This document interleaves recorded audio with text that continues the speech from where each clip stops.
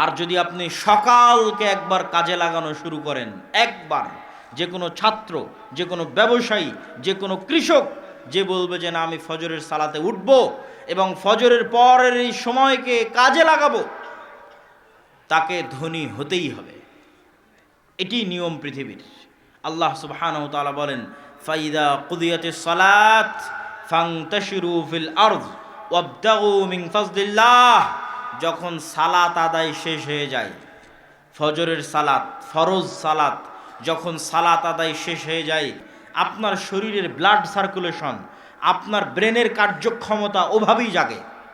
আপনি বিজ্ঞানীদের কাছে যান, ডাক্তারের কাছে যান, যে চন্দ্রের উত্থান পতনের সাথে মানুষের রক্তের উত্থান পতন হয় কিনা, সকাল সন্ধ্যা এবং রাতের সাথে মানুষের ব্রেন এবং রক্ত কাজ করে কিনা, ডাক্তারেরা আপনাকে সহমত জানাবে যে হ্যাঁ, মানুষেরও